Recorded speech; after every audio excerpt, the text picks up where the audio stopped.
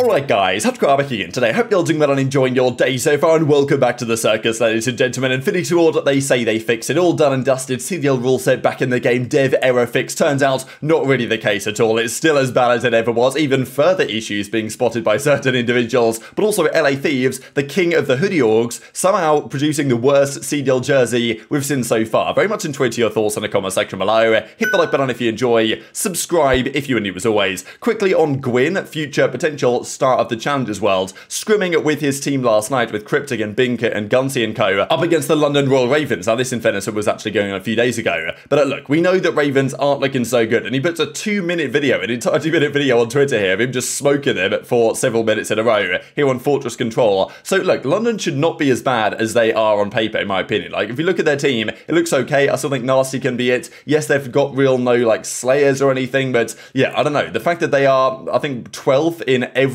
coach above maybe 2 or 3 coaches list of teams right now is very telling. Like every coach and every team seems to pretty much think the London are the worst team in the world right now, and yeah, it's like they should not be as bad as they are in my opinion, but still they are seemingly pretty terrible, and they're getting smoked by amateurs left, right and centre according to this little bit of footage, and they don't look particularly coordinated, at least according to that as well. Quick note on Beans, of course, on the Boston side. Now there's a big question as to whether he should have gone to London in the first place, why they didn't pick him up, what's even going on there. He's back in the UK briefly, just interesting because of course the season starts soon with the qualifiers, and I was thinking that, you know what, Beans being out there would make a fair bit of sense, just because you never know, Beans might get a shot in the starting team of this roster at some point or another. I'd be surprised honestly if that isn't the case in this entire season, but he's back in the UK just for now. Let's talk about the jerseys then. Hicksy was kind of roasting Beans a little bit here with of course the Boston jersey, which is you know, honestly it's no longer the worst jersey, at least in my humble opinion. They've actually got a nice little X in the green on the back of it as well, so there's something going on the back of the jersey, and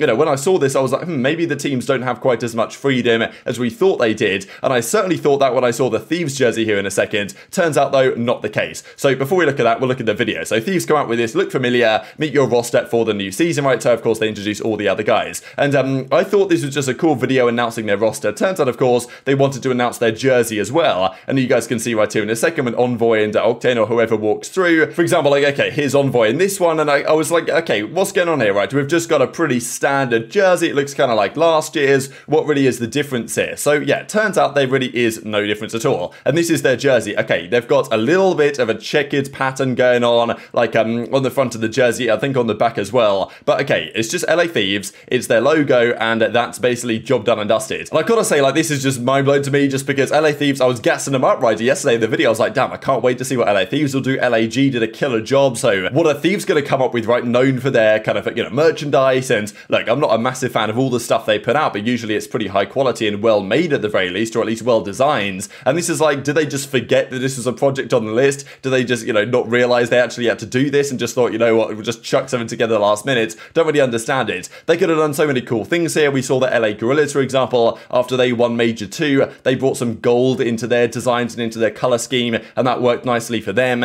And of course, you know, World Cup winners in the past have put, you know, a star above their team, you know, embroidery, basically just to show that, okay, a one-time winner, two-time winner, put some stars above it. Could have done a similar idea here after they just won the World Championship, but yeah, they have arguably the best team in the world right now. They are like the reigning world champions, and this is what they deliver. It's like, you know, come on guys, there are other jerseys deserving right now of having a top team, and Thieves, in my opinion, certainly don't have one. And as I say, when I saw this, I was like, damn, maybe the teams don't have as much freedom as we thought. Boston did something pretty boring, Thieves did something like just incredibly dull, but Mutineers have shown everyone up, and this is honestly a really good video as well. Like, they don't just show the players in a jersey, they show how they even designed it. I mean, look at the graphics on this. So we see the back of the jersey first, the beautiful Kraken Mutineers design, and I mean, that's like killer first up, and then the front of it looks like this, slightly asymmetrical, but I think that makes it look even better. So they've just absolutely killed this, to be honest, and completely shown up all the other teams, in my opinion, as it stands. And it even looks better in these lighting as well, with the orange in the background. I mean, like, this is an absolutely beautiful design, there's no doubt. out. So, I mean, yeah, Thieves came up with what they came up with, and this is the jersey for the Mutineers. So I don't know if there's like an inversely proportional relationship here between how good the team is and how good the jersey is. If that's true, then I can't wait to see what the Royal Ravens come up with this season. But, I mean, yeah, like, there's no doubt this is a really nice looking piece of kit, and I'm like, yeah, damn, how did the other teams drop the ball so hard on this, given that obviously the CDL now, thankfully, has given these teams a lot of creative direction, and,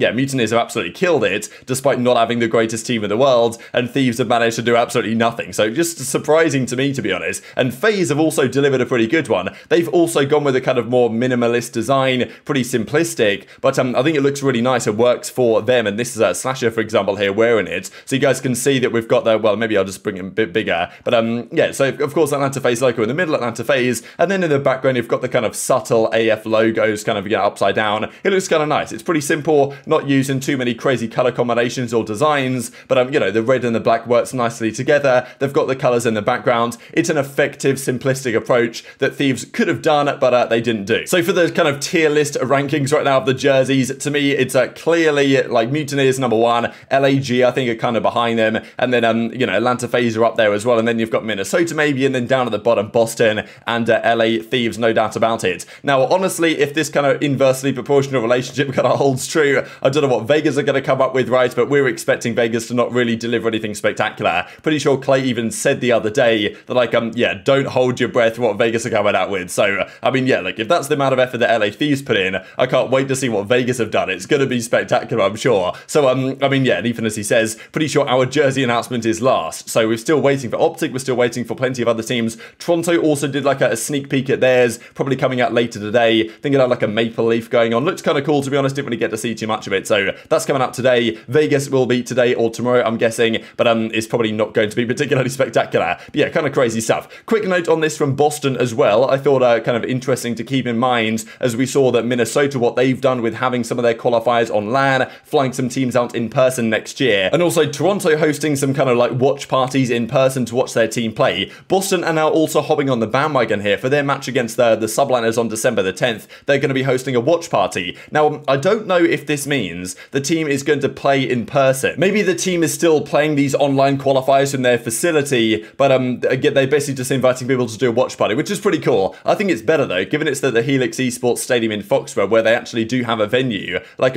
surely you want to get the team there and play their match from there in front of the crowd and do the watch party that way. That's what Toronto are doing, I believe. So, I mean, yeah, I don't know. Teams have different philosophies on what they're doing, but just cool nonetheless that these teams are getting involved in kind of more acquisition. There's even, of course, it's free admission and stuff as well, which is pretty cool stuff. So definitely, if you guys are in the area, have a look at that one. Let's dive into then another masterclass from Infinity Ward. So we've kind of seen all this drama the last few days. We've been trying to push it hard on this channel. Chrome's been pushing it. Of course, Envoy and the other pros have pushed it as well. All the issues with the CDL rules. And I'm sure Infinity Ward were thinking, you know what, we pushed Warzone 2 live. Okay, it breaks private lobbies. Who even cares? Private lobbies way down the priority list in terms of importance. For the pros though, and for the amateurs as well, because not just the pros here, it's also the entire challengers ecosystem of players that are trying to make it to the top tier level. And they have matches before the pros have matches. So they need it fixed as well, because otherwise a lot of people who would have a chance to make it might get screwed over by some of this stuff, not being able to practice and all this. So yeah, look, it's been a key issue we've been trying to push for days, and it seems like that pressure is actually told. Whoever has got in touch with the developers and said, hey, look, you've got to make this more of a priority fix, they say, okay, you know, whatever, let's fix it, let's do our job. Now, look, obviously this shouldn't have been broken in the first place. It's frustrating that it was, but at least, you know, getting fixed relatively quickly. Now, look, it's been a week since the update launch. It's not relatively quickly, but at least it's quicker than 2 weeks. I mean, we believed what Envoy said, that it was going to be fixed after the CDL even started, and it's been very clear that is completely unacceptable. So last night there were some rumors circulating that Infinity Ward were going to stabilize the private lobbies and get the rule sets for the CDL working yet again.